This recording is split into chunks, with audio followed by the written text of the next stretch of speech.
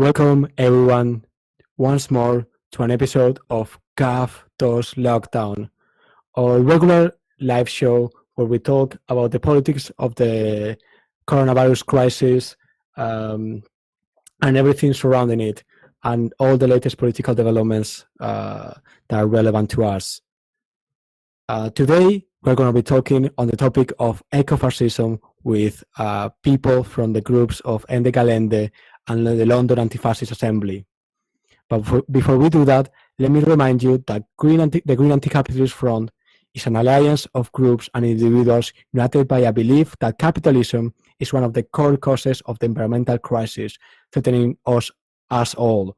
And that if we do not act soon, the cause of that crisis will fall on the poor and powerless.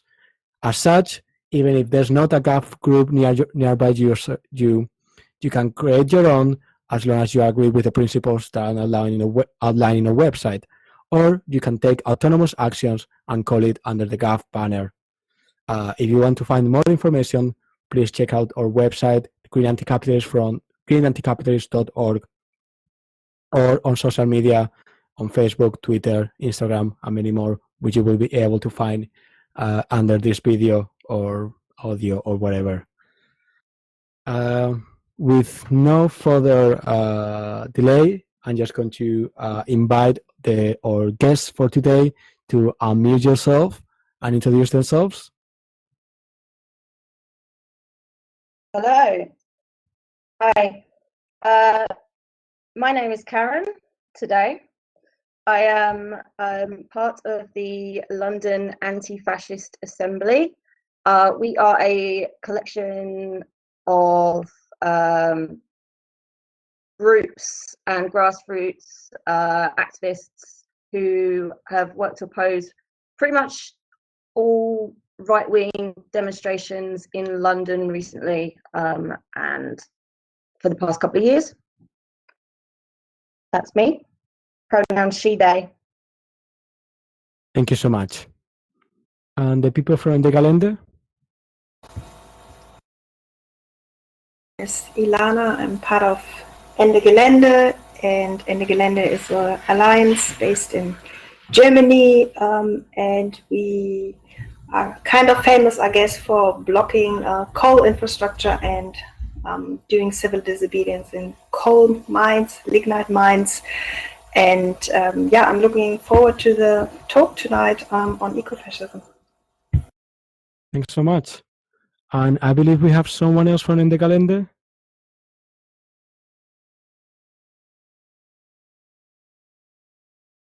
I'm not sure if they're having technical problems or something.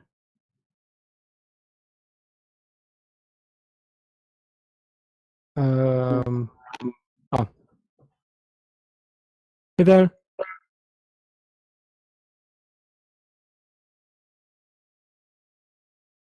I'm afraid I can't hear you right now.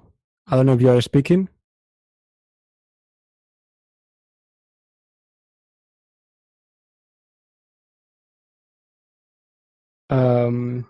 It seems we're having some technical trouble with one of the members of Ende Gelaende.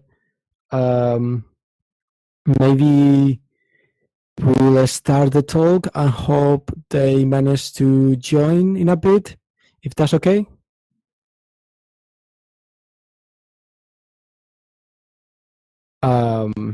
Okay, so yeah, let's start for now.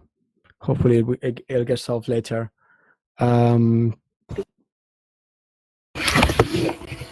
Okay, maybe you can hear me now. Yeah. Yeah, I'm sorry, I'm the second person with Ende Gelaende. I'm Sophia. We're fortunately sitting in the same room, Ilana and me. So, yeah, I have nothing to add what Ilana just presented. Sorry for the inconvenience with the technical problems. No problem. Thank you so much for being here. So yeah, maybe to open the discussion, let's just start by talking about what is ecofascism and what are its main ideological characteristics. I don't know who wants to speak first.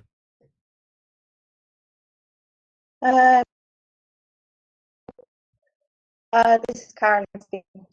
So I guess it's important to define ecofascisms in what we're talking about today, as opposed to what you might hear the right-wing fascism is, which they often like to conflate eco-terrorism, which is it's a kind of rule by fear definition slapped onto left-wing groups like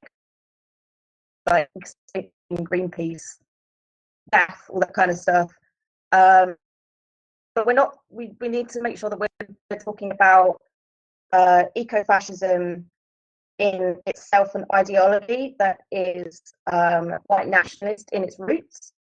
It's an ideology that I guess it takes climate justice and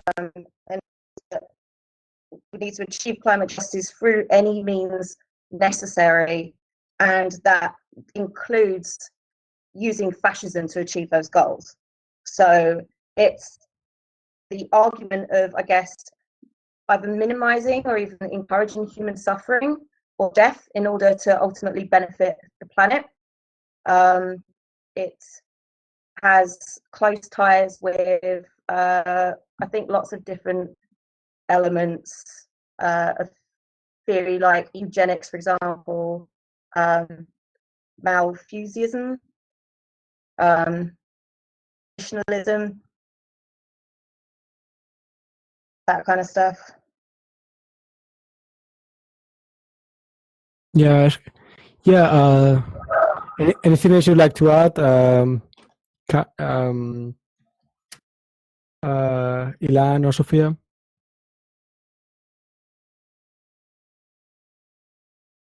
Oh, yeah. So this is Sophia speaking, and we actually found a pretty good definition of what ecofascism is. We totally agree with what who was it, Karen? Yeah. Just said. In order to differentiate ecofascism from the label ecoterrorism that is put on left-wing groups, but the definition we found is pretty accurate, we think. And it says that, I'm just going to read it, it's by Eleanor Penny, it was published in Teen Vogue in an interview this year, and she says that ecofascism is an ideology which blames the demise of the environment on overpopulation, immigration, and over-industrialization, problems that followers think could be partly remedied through the mass murder of refugees in Western countries. And I think it's pretty, this definition is, I think, it's as short as telling, and I think you can apply it to the more recent examples of eco-fascist shootings, like the shooting in Christchurch last year, or the El Paso shooting as well last year. And you can also apply it to I mean, these were international examples, but you could also apply this definition to the more recent killings in Germany. For example, in Hanau in February this year, where a far-right racist attacker killed 9 people in a shisha bar, and most, if not all of them, from second-generation immigrant families.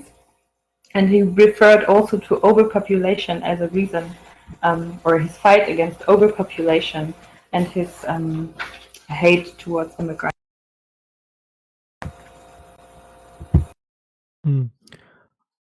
And now that we know a bit about kind of like what ecofascism, at least what the ideology is about, what would be kind of the historical roots of it?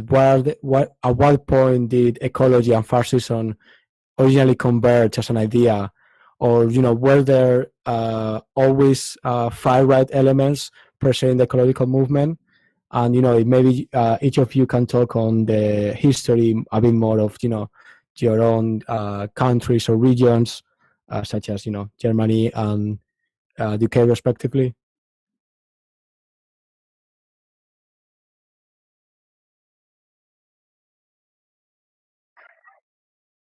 Yeah, hello. So it's a difficult because ecofascism is generally tends to be you'll find eco-fascist elements in fascistic or sort of Nazi groups and parties, but you won't often find an example of a group that is specifically eco-fascist.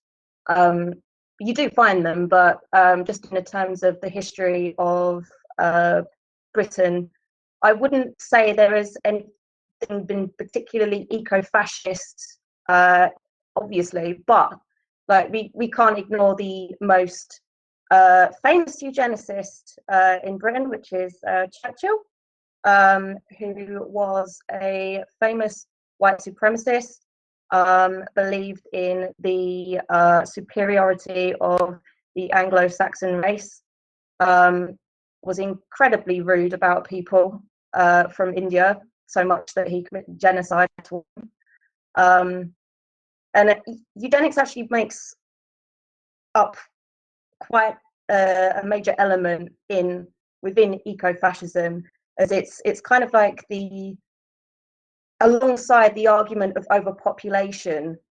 I guess ecofascism is more about not only looking at, say, the quote quantity of humans, but the quality of humans as well, sadly to say. And it's very dependent on like what you think the quality of humans are, and eugenics can definitely play into a part of that. So that was a pretty big movement back in, I think it was in the early 20th century. It was coined by a scientist who went to UCL, the University of College London, or I guess worked there. And that was an incredibly mainstream and popular belief back in the day. That's kind of where I would trace the beginning of sort of like elements of British ecofascism to. And over the years, has there been any particular groups or parties of movement of far right that have had, eco-fascist elements, after that initial period?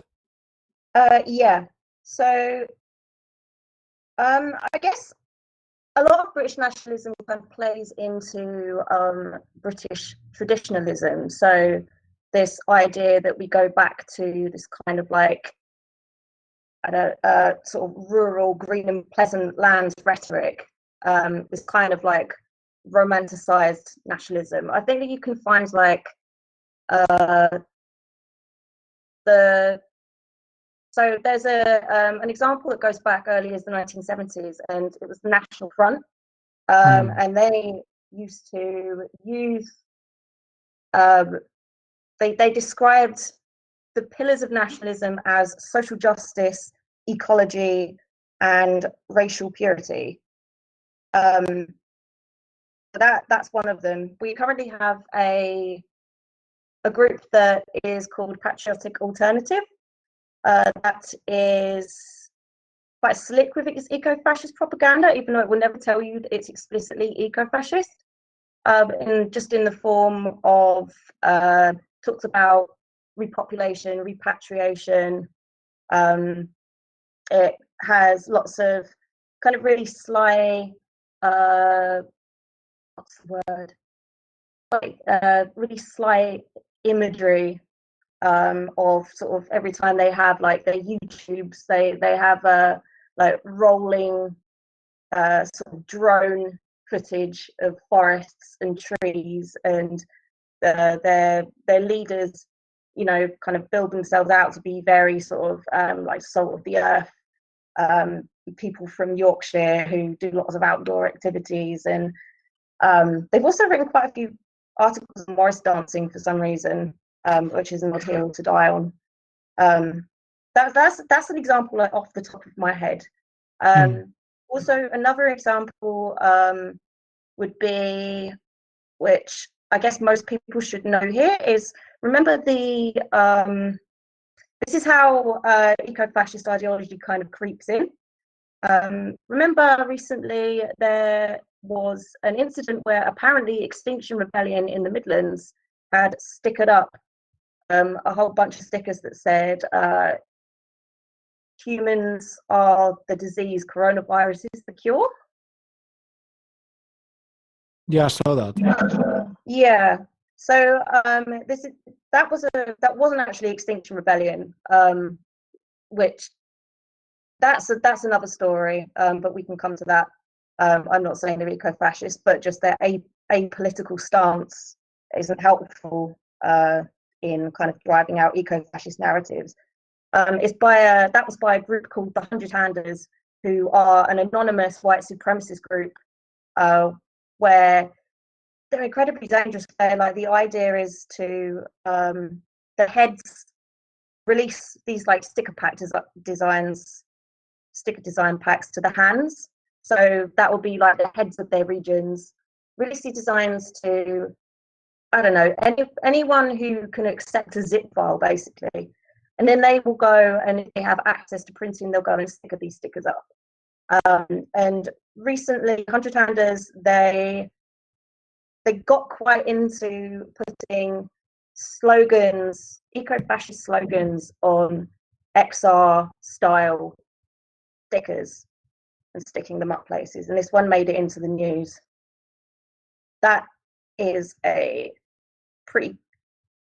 that one I would say is the most like obvious example of where eco-fascist narratives can sort of creep in quite easily, especially like during the times of like coronavirus and stuff.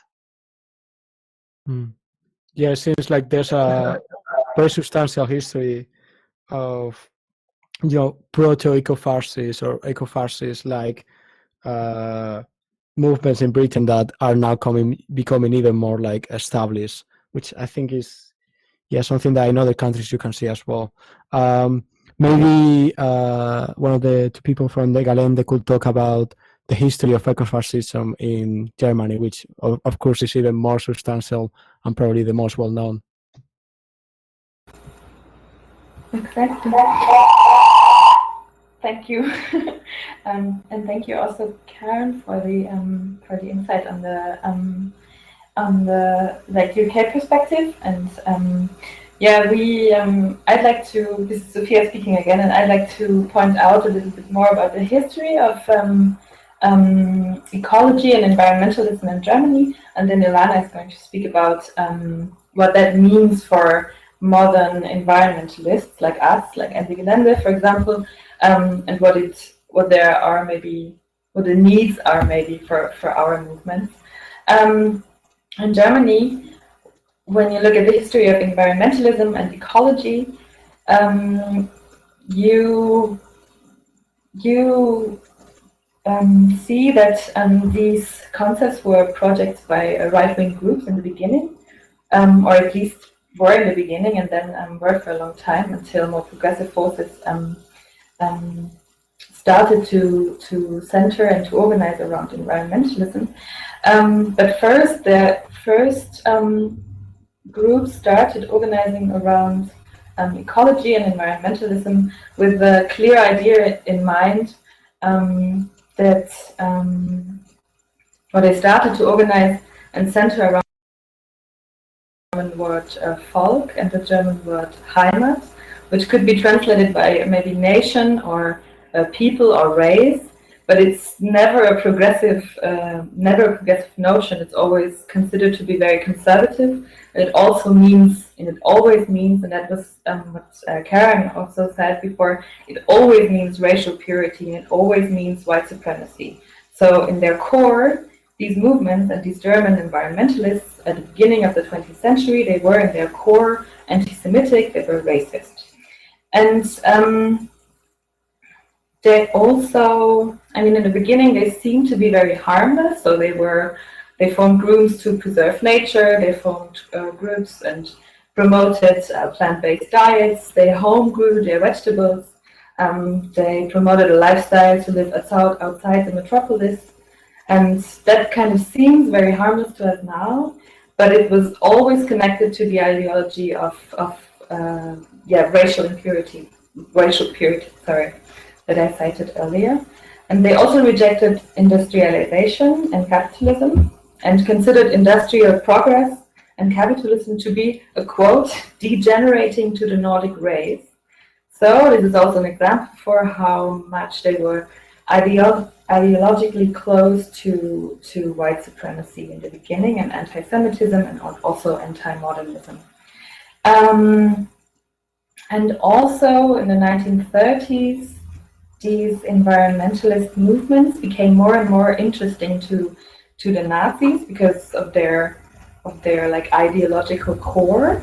And many leading figures of the environmentalist movement, who was very established by that time and was institutionalized, they were convinced Nazi stuff. So German environmentalism was close to fascism at the time and close to state fascism at the time, and also got integrated into German state fascism when the Nazis established dictatorship. So one very brutal example maybe is that in German concentration camps, they practiced dynamic agriculture, which is an anthroposophic concept in the beginning. So it was it was practiced with forced labor within these concentration camps, and this is an example of how fascism integrated ideas of environmentalism and ideas of purity of nature into their state fascism. Maybe that started in the beginning.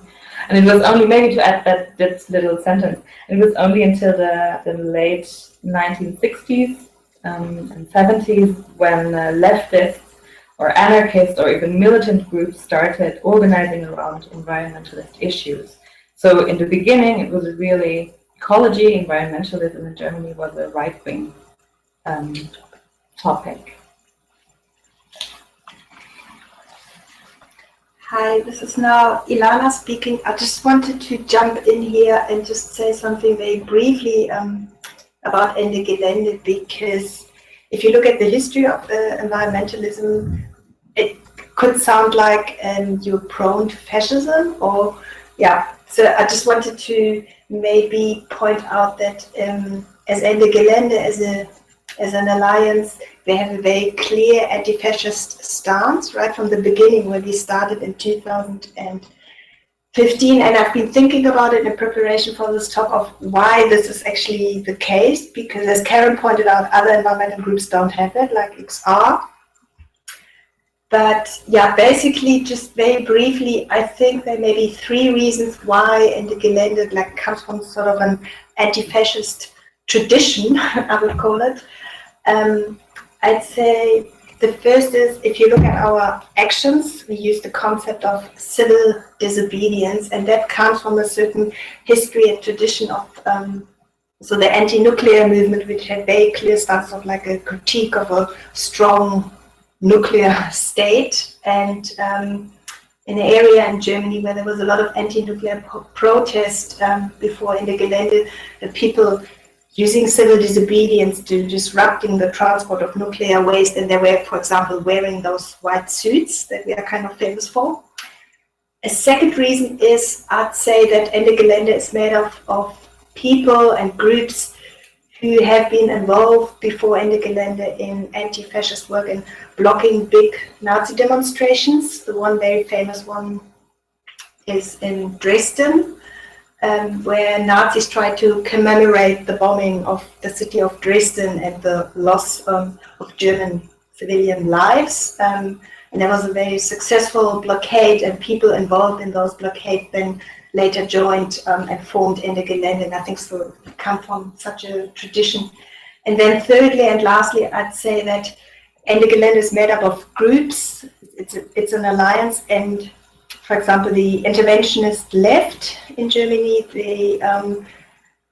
they're a German-wide network, and they work not just on climate, but they also work on social struggles, they work on anti-fascism, and I think being part of the interventionist left and then dealing also with adjusted, it sort of spills over, and then these people from the interventionist left, like being part of Ende Gelaende, sort of, we never had really a discussion in Ende Gelaende whether we are anti-fascist or not, we just were, I'd say. I'll stop here. Well, thank you so much. So we've talked a bit about the history of ecology and far right and fascist ideology and how they are somewhat entangled in occasions. Do you see ecofascism as a major threat to or ecological movements? And what factors would you say make it easier for ecofascist ideas to creep into our movements? Maybe Karen, if you want to go first.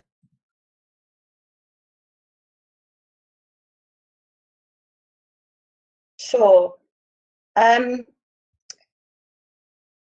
mean, I don't want to scare anyone, but this is it. I think it's an incredibly scary time in terms of the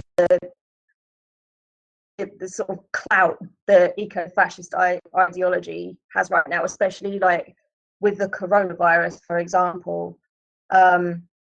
It's I see we've gotten to a point where I guess we're seeing in the mainstream and on our social media, on Facebook, people saying things like humans are the virus, coronavirus is the cure, which is, once that starts kind of, I guess, seeping into mainstream society, it then becomes normalized. And that's when you sort of push something called the Overton window over, which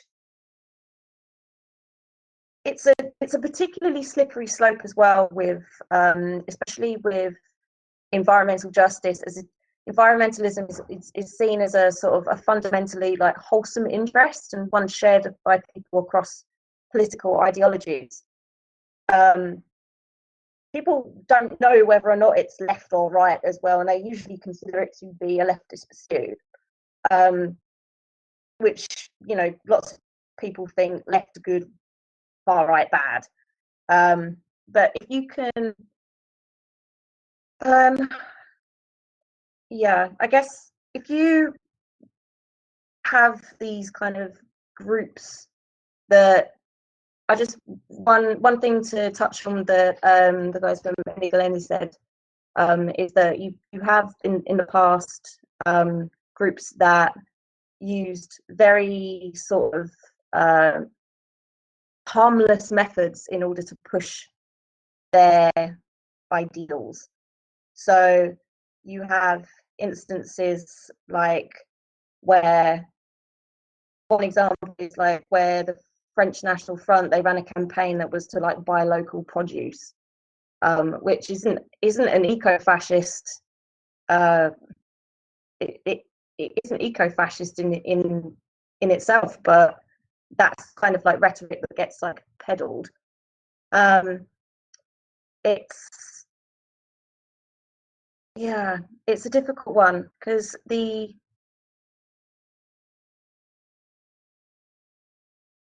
as well as the fact that climate change denial is actually kind of reducing as well, and this is a thing that's important, especially in terms of like groups like Extinction Rebellion and stuff, where as climate change denial reduces amongst conservatives, it creates a vacuum. And if you have this sort of like apolitical nonsense in the middle, then those parties will easily replace this with a solution for it that is kind of to their politics, which is immigration is the problem, which is the other are the problem again. And that's why as well, I think it was a really important point that someone mentions, in the way that you combat these things is to be explicit in your politics, and explicit in the way that you approach climate justice, which is that it has to be anti-capitalist, it has to be anti-fascist, it has to be intersectional. Yeah. Sorry, I kind of like lost track of the question there for a second, and then sort of rambled for a bit. Apologies for that. That's okay. You came back in the end.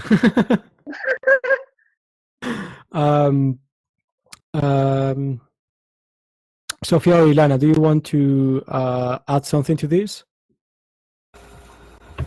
Yes, it's Ilana speaking. I'll answer that question briefly. So, by the way, Karen, I really like your opener, like you don't want to scare us, but because I feel like same, yes. Yes, it's going to be a major threat. It is already a major threat. And speaking from a German perspective, in Germany, we don't have such a problem with climate change denial or skepticism as you have in the US. But I'd say in Ende Gelände, we became fully aware of what it means, the threat of ecofascism, when sort of the Alternative for Germany, the AfD, the party, was voted into parliament in 2017. And though I'm not saying they're the sole problem, there are other problems with Christian Democrats and conservatives, etc. But like just taking the AfD as an example, like people started to think about what it actually means for our struggle for a just, inclusive, solidarity-based society, what we strive for. And for Ende Gelände, I think the threat wasn't so much of like they're denying climate change, the Alternative for Germany, but the threat was more if they're in power and they enter into parliament, what does it mean for us? And if you look at like the party, the Alternative for Germany, what they stand for, like the anti-feminist, misogynist, homophobe, anti-Semitic, racist party.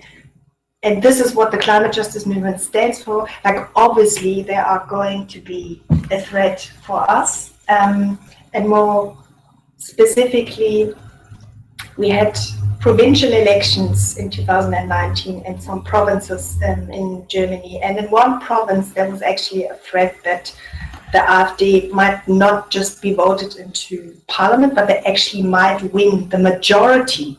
And we might be ruled by a coalition of the AfD and the Christian conservatives. And I think this really got people to think about what it would mean when people started to think about like, we need to be anti-fascist, we need to use that label as well. We need to make it honorable and fashionable to say like, yes, I'm an anti-fascist, and no, I'm not a terrorist, I'm not an extremist or whatever. So I'd say like, yeah, there is a major threat. We need to think about it. We need to conceptualize how these two issues link. And I think the climate justice movement is prone to ecofascism for various reasons, and I'll just point out a few. The one is I think there's sometimes people try to look for easy answers, like what is actually causing climate change and the climate crisis, and I think we need to refrain from that. There are no easy answers. Yes, sure, it's capitalism, that's a short answer, but it's not an easy one. And I think the climate justice movement, parts of it are prone to conspiracy ideologies. This is also a problem. There are some concepts, Sophia already spoke about anthropocentric concepts, deep ecology, for example, sort of like, Gaia and the world as a whole, and humans are just like a tiny part, or they're like a virus or whatever. So we need to be aware of this, and we need to take a really clear stance, like, this is not what we want, this is not the world we envision, and we're against that. I'll stop here. Yeah, thank you so much. Those are brilliant insights.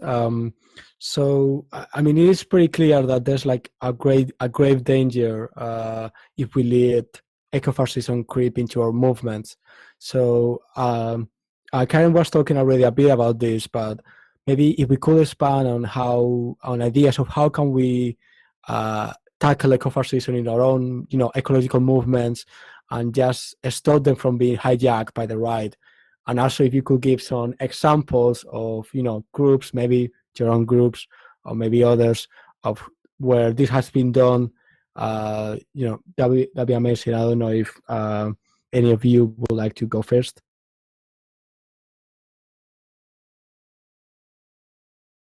Yeah, sure. I'll try not to forget the question again. So I think that really it can only be effective if you can recognize it for what it is, right? So that means that you need to be able to tell what the talking points of ecofascism is, which is, I guess, overpopulation. Like there was a reference to like deep ecology there, and I think that one of the biggest dangers, especially in the sort of activist community, is if you get climate justice activists that are, if you are an eco-fascist and you can tap into a climate justice activist frustration around the state of the world and the destruction of the environment, and they are vulnerable and feeling nihilistic, that kind of, if you can tap into that and then, you know, feed them misinformation that overpopulation is the answer, then it can very easily convert climate activists who mean super well over to like very much the wrong side. I guess what you really need to do is information. So first of all, I would say wherever you see it, amongst your friends, amongst fellow activists, your mum, your dad, you know, your weird uncle, if he starts talking about you know, humans being a virus, you've got to challenge it. Overpopulation is a myth. The problem that people think that overpopulation is an issue because there's not enough resources to go around, and that is an argument that can be quite prevalent in quite poor sort of like working class communities, because of their access to resources are just minimal. But that's not necessarily because of overpopulation, it's because of an oppressive capitalist society. And that needs to be really pointed out, and that's why you need to be specifically anti-capitalist in your in the way that you organize. That means, I mean, it could be anything from like, I don't know, like taking their spaces, for example. So I think that it's really important to also, so that means like get involved in your community. It could be local, it can be specifically to do with, I guess, like like rescue centres or anything like that kind of thing. You need to get involved in your community, and you do like work with sort of like homelessness charities, all that kinds of things. Logistical support for other charities. Like if you're a anti-capitalist, you need to sort of like walk the walk. So you need to do things like that, as well as like your mutual aid networks. You also, I think, need to be, the environmental justice scene as well. I've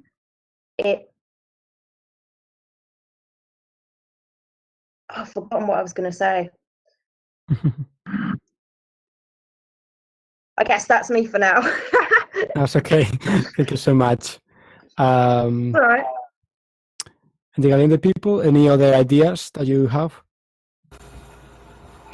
Yeah, it's Ilana speaking again. It's a tricky question, and obviously we like want to talk about ecofascism, but also I think it's good to differentiate not every right-wing element in trying to answer like an environmental question is like ecofascism. So I think it's good sometimes to be clear like of nuances, and to be clear that not just because one person might say like maybe it's overpopulation that they are an eco-fascist, they might have right-wing ideas about how to solve the environmental crisis, but they might not favor fascist characteristics for like answering the question.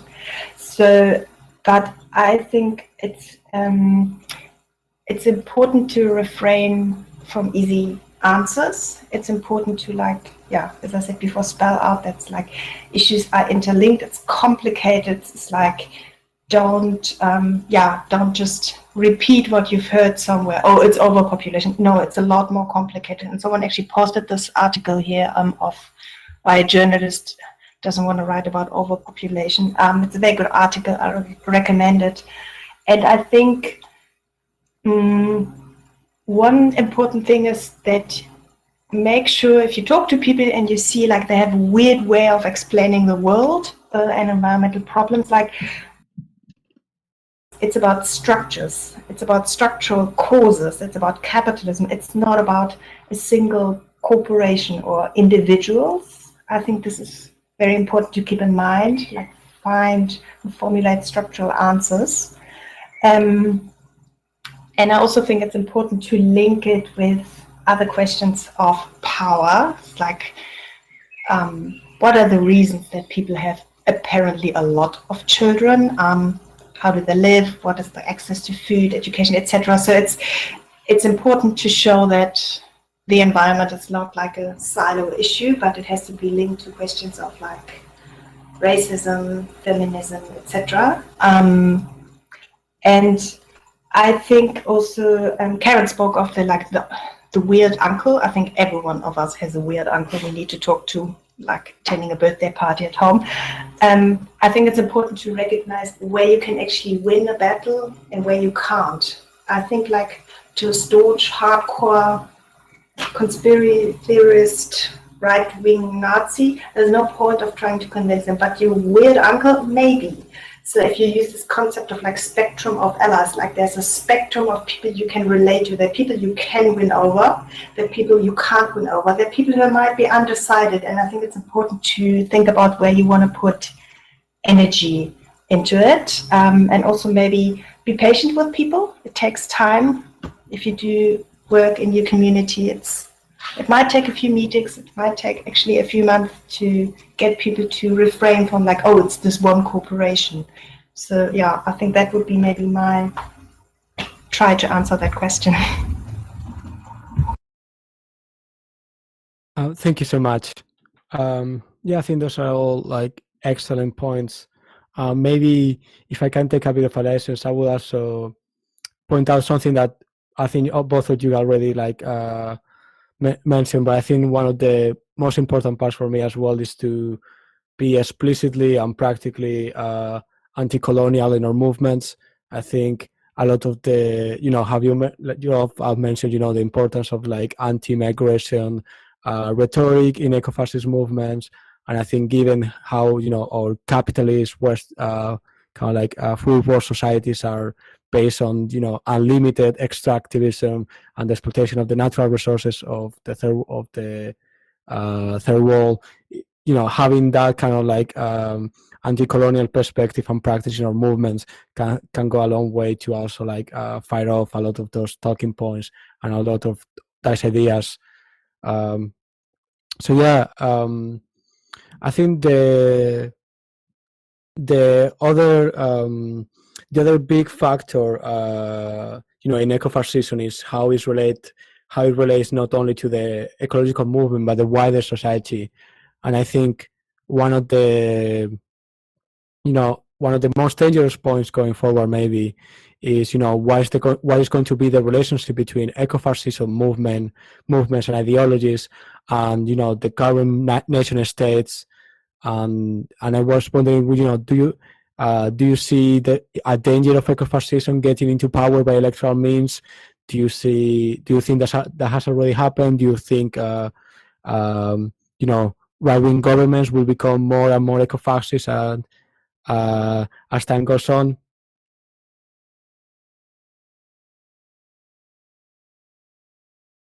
I don't know who wants to go. Yeah, go ahead.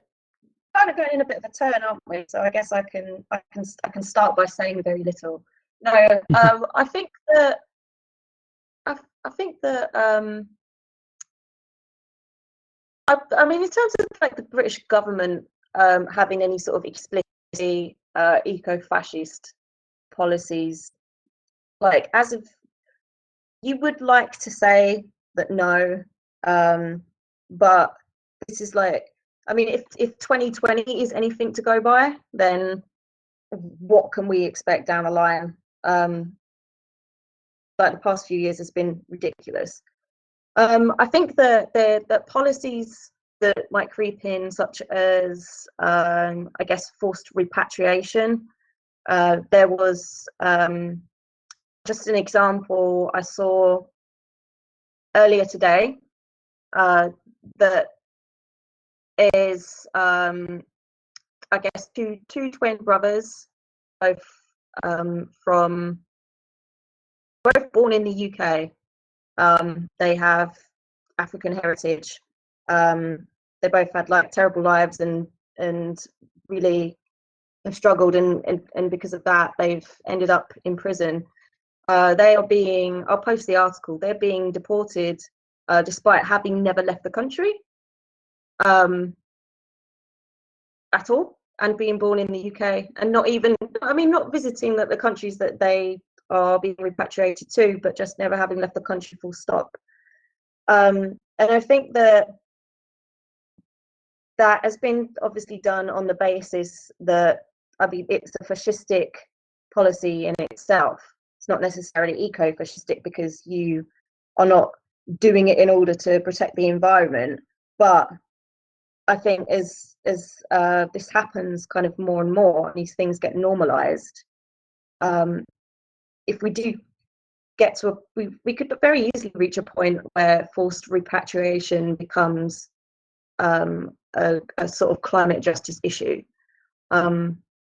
Other things to mention, I think I saw something in the chat, but that might be something different, but short forced sterilization as well. I know that's been used by other governments in the world. That's something that is pretty dark and could be used, I suppose. Ende Gelaende.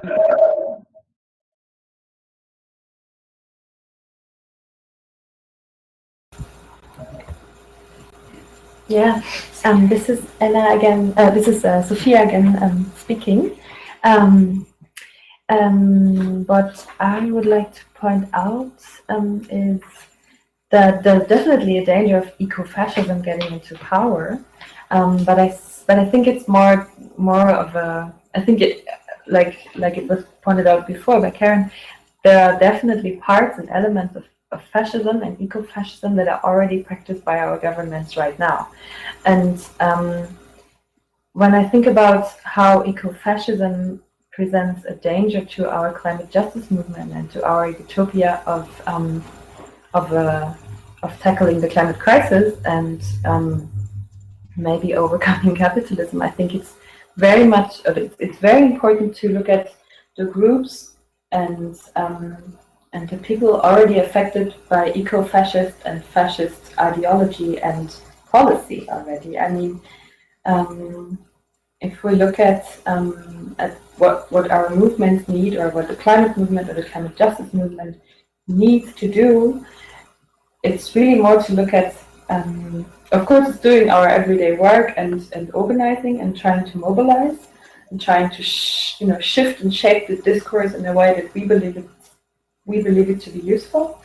But it's also important to look at other movements and look at more marginalized movements, for example, migrant struggles and immigrant struggles, because these are the people that are already affected and they're already in danger. And I mean, it's already a physical danger for the people in these movements that is presented by these fascist elements or eco-fascist elements presented by the state or by institutions or even by individuals. So I think it's very important for social movements or like if I look at Germany, then I would say Germany, but this could also apply to other countries, right? To look at these movements, to support these movements, and to help them grow together and help them organize together. There's something I'd like to add as Ilana speaking now.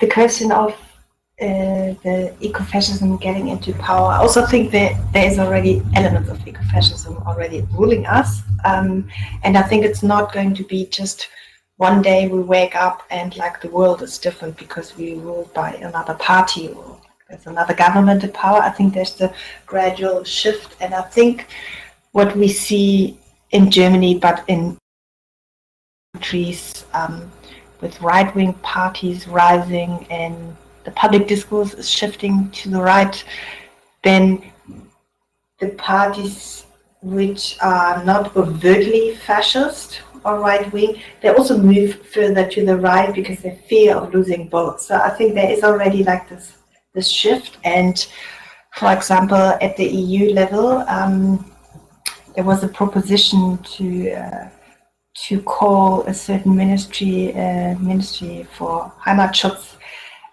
to rename it as a preservation of the European way of life.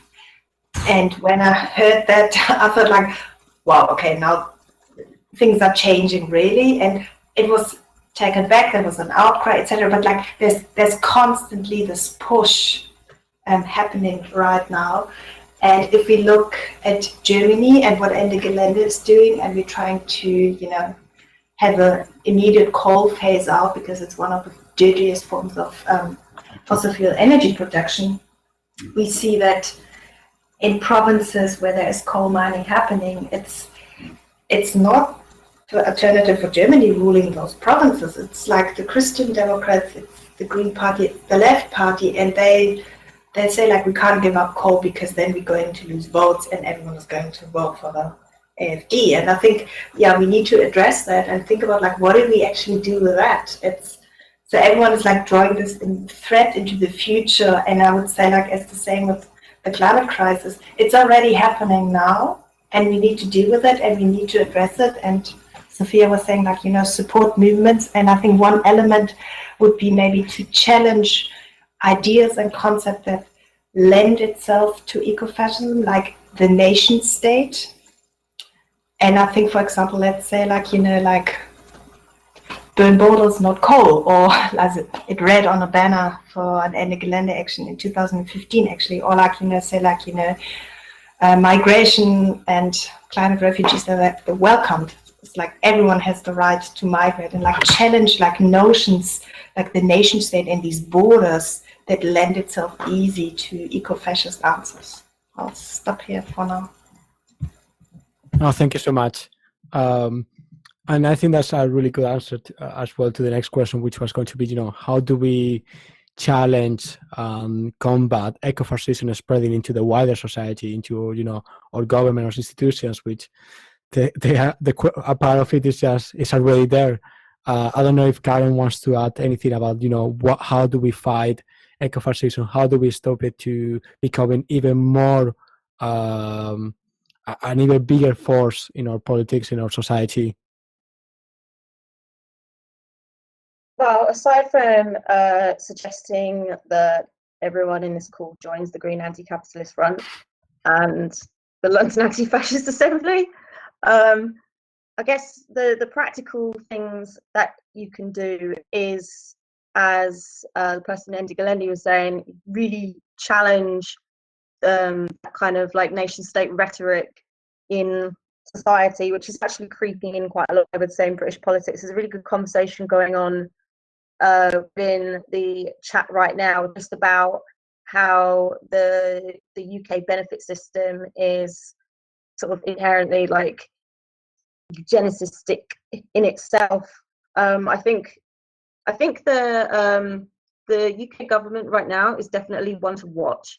In terms of someone's mentioned Dominic Cummings in the chat, the fact that he had an advisor up until it was found out basically recently that is a eugenicist.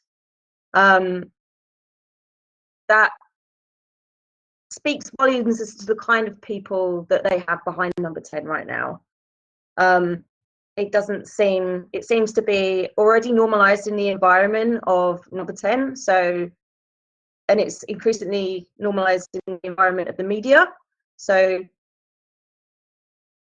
yeah, and he does have a number of books on eugenics himself as well. And who's the chap with the glasses? The one of the cabinet guys. With Sarah Vine as the wife, I think. Gove, that's it, Michael Gove. Yeah, his particular bookshelf as well, like has so much like just dark subject matter on it. In terms of like what to do, yeah, I don't know. I guess just recognize it for what it is. Recognize sort of eco-fascistic or just fascistic, even if you don't see that there's a sort of like ecological slant on that. Recognize the narratives and push back against them. I think it's a really difficult one because ecofascism is not something that you can really hold a demo against. It's pushing back in the mainstream, and also like just tearing down the idea that climate is apolitical as well. I think that someone's posted a long thing about Extinction Rebellion in the chat, and they're absolutely right in saying that they are a complete disaster for the wider environmental movement, just in their insane, stubborn position to carry on being apolitical. Like their slogan is like beyond politics. Don't get involved with Extinction Rebellion. They are led by a Holocaust denier. Fuck XR. Yeah.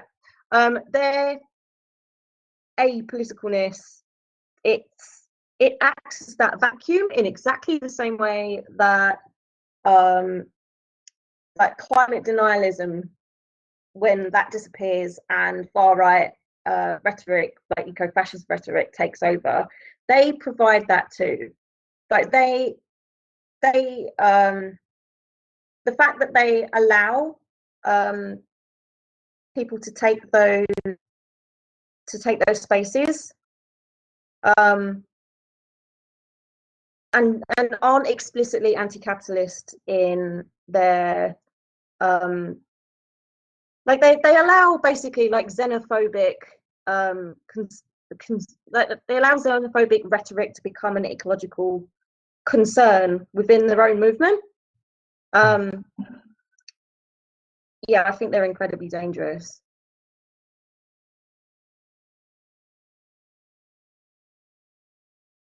And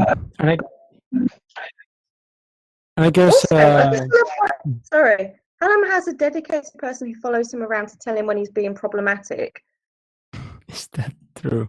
Apparently they try hard, but he ignores them. Sorry, I do apologize for taking up the time. I just wanted to read that out. Yeah, but I think you can really see that kind of in action. In GAF, we've seen it done in action where we've seen groups like Population Matters have a presence, in some cases a significant presence in demonstrations and openly, pushing these ideas which are, probably going for like your average, usually for what they look, granny and grandpa who Costa and they just want, climate change to go away, but they're, peddling the ideology of, eugenesis and just, and fascists, knowingly or not, and fighting that kind of like creeping of those ideas is really fucking important, because we've seen them in the streets, we've seen them among like youth students fighting against climate change, and if they go unchallenged, they'll just continue spreading. Yeah. So I think maybe we can just we've had a lot of like questions and contributions in the chat already, so maybe it's a good time now to kind of move into the Q&A and contribution section of the live stream today. So I'll remind people to please be aware of your time. But if you want to ask a question or make a quick point, please, raise your hand or post it on the chat. Let me know. But before that, I do want to thank a lot to our guests today from Ende Gelaende and London Antifascist Assembly for talking to us about this topic that is so important. Hey, it's Ilana. I just wanted to add something, if I may. Oh yes, absolutely. Sure, no worries. Just a short comment, like all these comments in this in the chat. It's nice if people engage, but just be aware that it's not a neutral space. Some people take up more space than others, and it's really hard for people being invited to talk then follow the comments. So just be aware. The power dynamics. But I'd really love to go for a beer afterwards and talk about XR with you, to be honest. Wow. And I just wanted to point out very quickly, like we're talking conceptually about like how do we deal and address ecofascism, how can anti-fascist and the climate justice movement work together. And I think I'd just like to share some very practical examples, what we did in Ende Gelaende. And I think one thing is just go and attend their meetings, go and sit in their meetings. So if you climate justice activists, look around, and if there are maybe groups, local actions, whatever, of people doing anti-fascist work, and like go and sit in their meetings and help them, help organize them. You get to know people, you have a cigarette, you drink a beer, whatever, you go to a demonstration or march, you get to know people, and then it becomes a lot easier to work together in the future. And this is actually what we did in Germany. Like people from anti-fascist groups actually joined climate justice activism. They joined a press team for a climate camp. And I remember this person, a male person, rolling his eyes in meetings with the climate justice movement. Like all these stereotypes seem to be confirmed for him. And the same other way around, like strong kick-ass women attending anti-fascist meetings and coming home and saying like, what the hell? But like you need to start working together, and you need to also overcome those stereotypes, and you need to become like really practical. And the climate justice movement is really large. They have great organizing skills, and I think anti-fascists, I assume it's the same in the UK, they have shit to do all the time. They're like a fire brigade. Support them, help them. And I think, we just need to be more practical. And I'd say like, just go and join another movement for a bit, or like see where you can help. I'll stop here. Yeah, thanks so much. I think that is so important. You hear first here, folks. If you're an anti-fascist, please join your local environmental movement. If you are an environmental activist, please join your local Antifa. I think that is so important. We definitely need some cross-pollination among these movements. Exactly. So if people have questions, I've seen so many questions on the chat. So if people could please remember them, and raise your hand or maybe post it in the chat, or like say that you want to speak on the chat, and I'll give you the opportunity to do so. That'd be so great. Let's see, multiple users I type in. Yes. Okay, so we have a question. Really a very interesting one. What do we say to people who are desperately trying to get XR to change for the better? Just stop and go somewhere else. And this will apply, I guess, to any like environmental movement or group who is not especially anti-fascist, anti-colonialist, anti-capitalist in their politics. And what do we do with those groups? and what do we do with the people who are still trying to change them?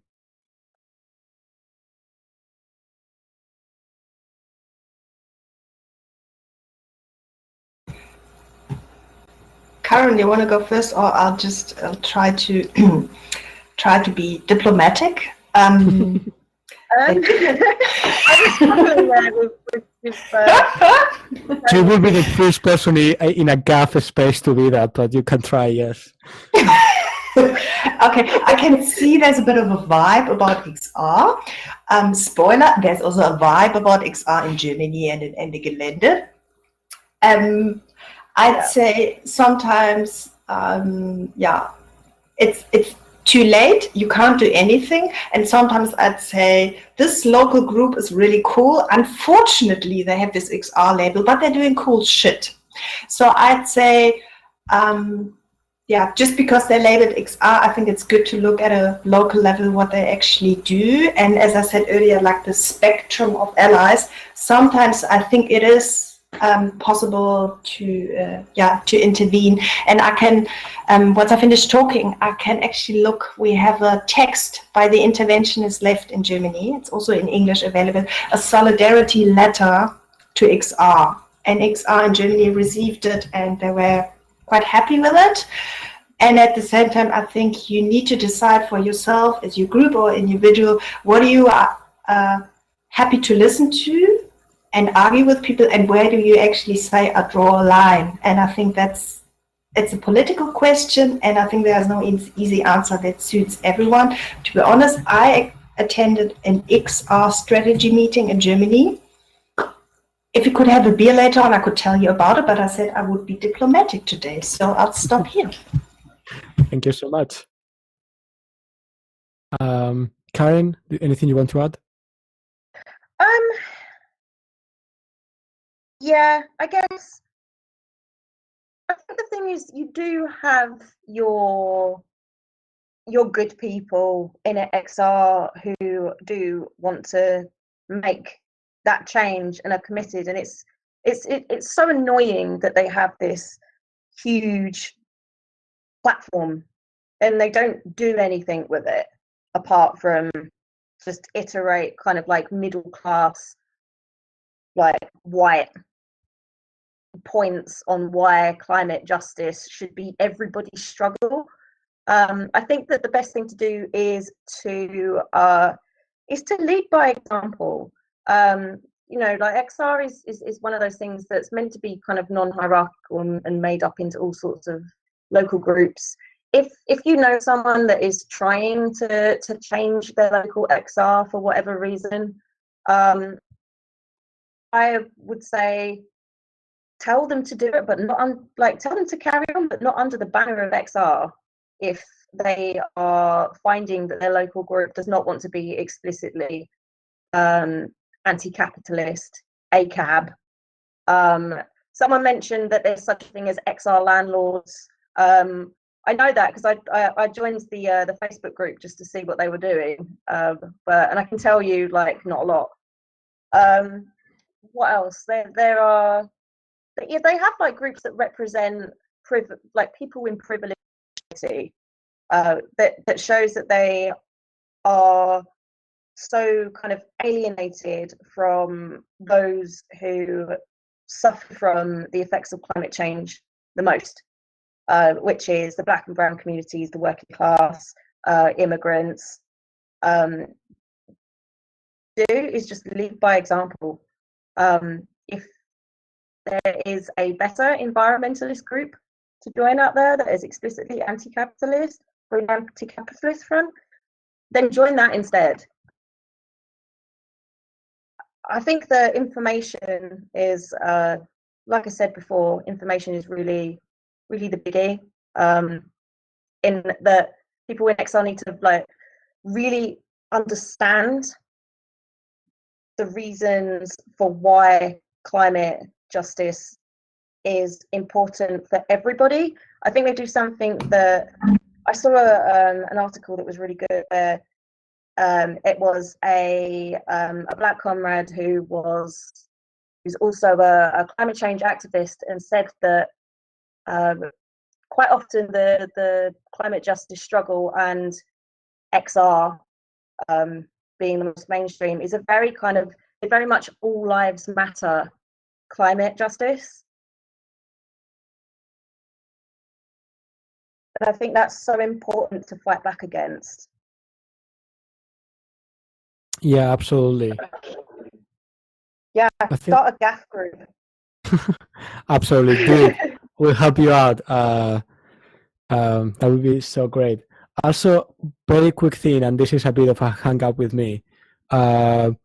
Get like we have to destroy the fetishization of non-violence in these kind of groups, and that doesn't mean that saying that non-violence is not a valid strategy under the right circumstances. I think non-violence is absolutely necessary in almost every social movement at some point and in some situations. But the way that is used in these groups is just a fetishization of the kind of like negative justice that Martin Luther King was talking about. They only see non-violence to this point because they live comfortable lives away from like the violence of the police, the violence of the penal system, where and especially in UK where people say don't carry guns, but they think that non-violence is so prevalent, but they don't recognize that every white middle class person has the violence of the police at their disposal at any point, and even much more so the state to use against protesters. And that this non-violence is just like is also like justified by tokenizing like black liberation movements, Indian liberation movements, and all kinds of things that are just extremely disgusting. So like, fight that shit, shut it down. Read how non-violence protects the state. Read this non-violence stuff will get you killed. And read pacifism as pathology, reflections on the role of armed struggle in North America. And just tell your extra friends to shut the fuck up with the fucking non-violence already. Okay, more questions, please.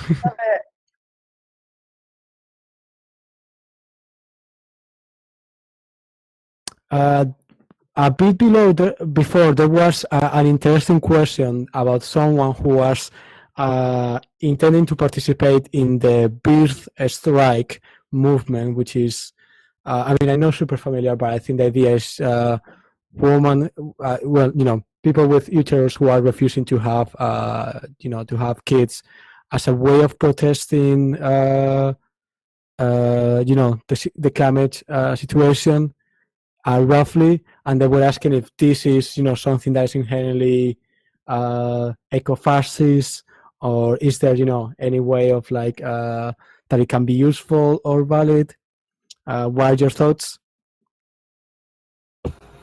Silana, I can try to answer the question. Yeah, I think it relates to the question of like if there are too many people on the planet and if there is overpopulation that's causing environmental devastation, and whether then this is an answer. And I'd say then no, it's never a progressive answer to use the idea of overpopulation and there are too many people, because as people have pointed out before, I think it's a question of like distribution of wealth, access to power, access to resources. So I'd say I would be very, very cautious with this birth strike concept. I think I would totally support if women don't want to have children for their own reasons, if they don't want to do care work, if they don't want to be seen as like mothers by society, if they don't want to adhere to that. But I think for environmental reasons, I would be very cautious.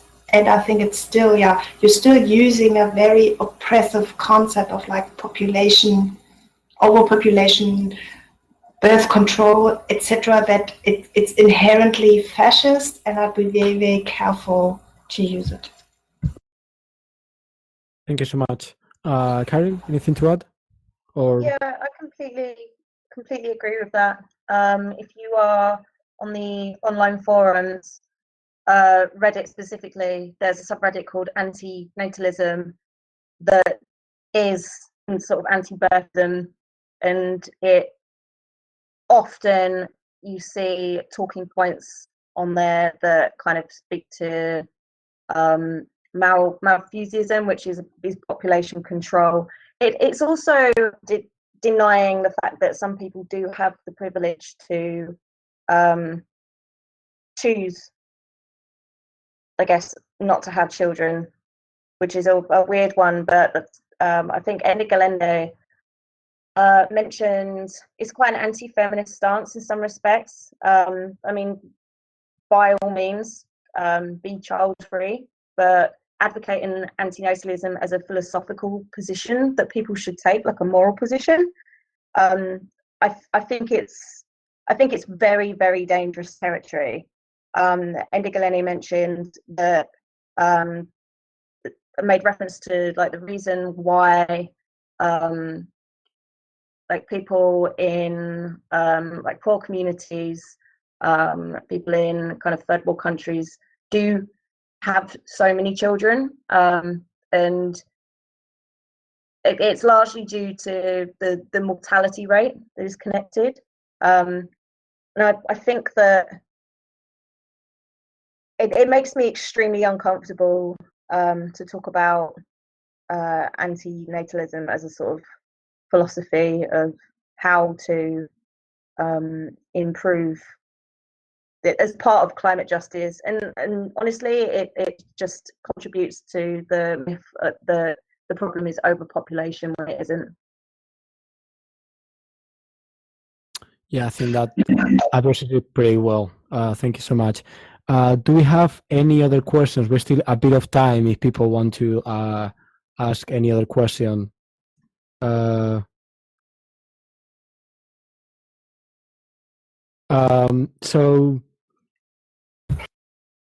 there's a couple of questions. One is how to take down patriarchy, colonialism, and capitalism all at once, which I don't know if we can really get into right now in the minutes that we have left. You know, that's a bit of like a hefty topic, but maybe if we could talk a bit about the like why it's important to see these issues as interconnected, and why it's important to tackle them, all together and as part of the same fight.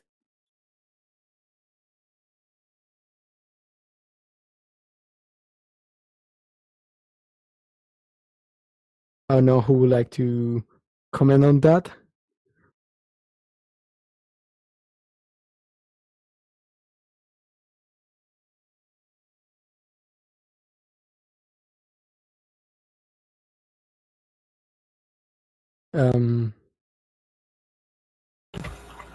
I just, what exactly is the question we need to answer right now?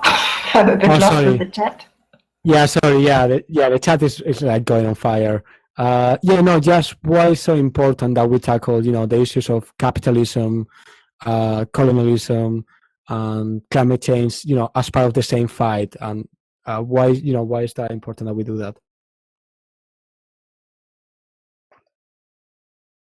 I suppose you need to make your politics intersectional as possible. You need to listen to your comrades. I think that we need to recognize that we need to center feminism in the way that we talk about climate justice. We need to center anti-colonialism at the same time.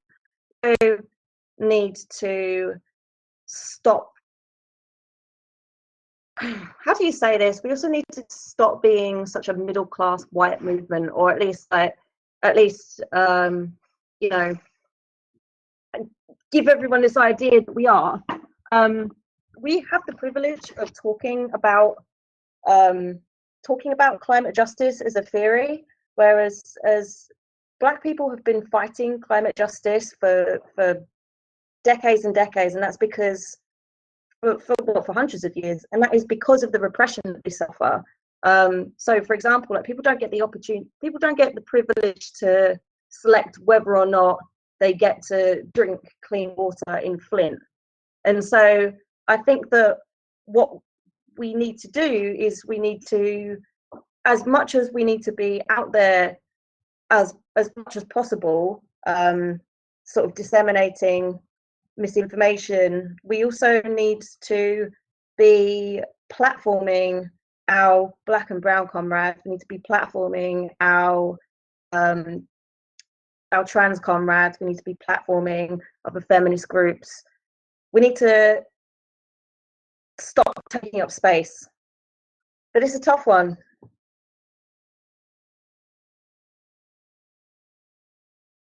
Yeah, it really is. I don't know if anyone from Ende Gelaende wants to like say anything else.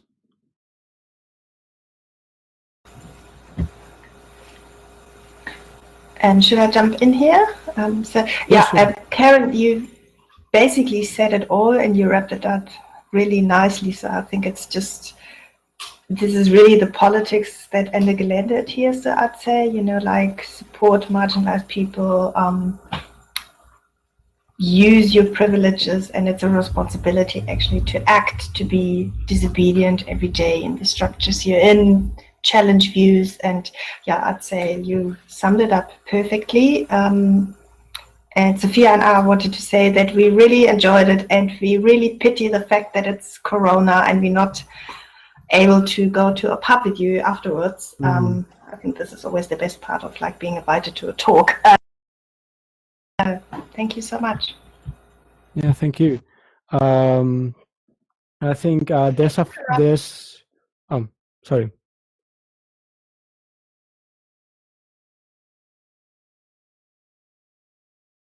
I just said thank you. Yeah, so yeah, there's a few more questions, but I don't want to like take too much time from our guests. You know, they've been like talking for a long time, and I'm sure they're exhausted. And you know, I hope they have, even if we cannot go to the pub to have a beer, hopefully in the future we'll be able to at some point. So yeah, I think we're going to finish it up for today. So I want to thank everyone who's been participating here today. There has been an excellent series of talks going in the chat, as well of course to our amazing speakers who've been, you know, contributing so much today, and have given up so much food for thought and amazing advice and information. And if they want to spam for the groups once again before we go, and where people can find them and how they can, you know, become involved, that'd be, you know, so maybe if Karen, do you want to talk about LAFA first? Sure. We are London Antifascist Assembly. As I said before, we are a collection of grassroots activists and groups within and sometimes outside of London that are committed to mobilising against the far right, naturally, but also specific to London, obviously. We can be reached on Facebook. You can get us at London Anti-Fascist Assembly. I will post the link in here. We can also be contacted at londonafa@riseup.net, which I will also post in here. And yeah, it's a bit difficult at the moment because of coronavirus, but we are still active. We are still welcoming new people in. We're doing lots of stuff at the moment around supporting the BLM movement. And also we have a couple of quite oddly called far-right demonstrations that are coming up in the next few weeks in London. So if you want to get involved, now's the time. Thank you so much. And for Ende Gelaende?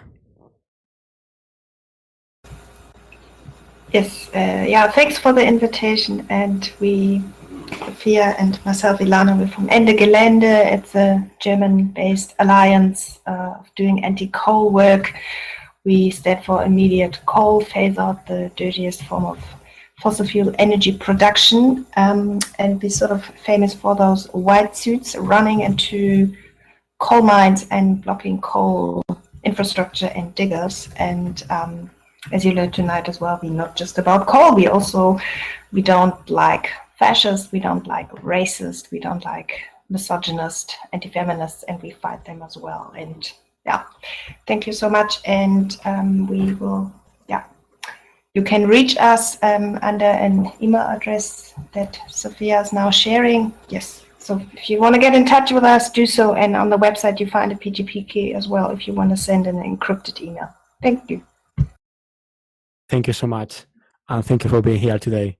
And finally, I want to remind everyone that, if you are interested in what the Green Anti-Capitalist Front is doing, we do have a website, greenanticapitalist.org, and where you have blog posts, you have information about our principles and all of our events coming up.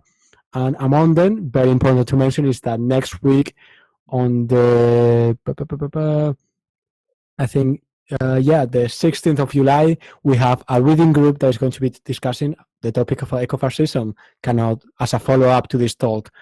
So if you want to learn even more and get an opportunity to discuss it even more, do come. You do read some of the readings that we have there, and hopefully we'll see you there. And after that, I also want to mention that we have another live stream, another talk on the topic of tactics against repression and cooptation of mutual aid, which is going to be extremely interesting. As a lot of mutual aid networks have appeared after the coronavirus crisis, but as soon as they started, they also started being co-opted by local councils and stuff like that, particularly in the UK. And as someone who has been very personally frustrated by that, I'm really interested to hear this talk. So yeah, hopefully we'll see you there. And as always, I hope to see you all soon. We are going to say goodbye for today. Thank you so much, everyone. See you soon. Death to capitalism, death to the state, death to the patriarchy, death to colonialism, death to fascism. See you all soon. Goodbye.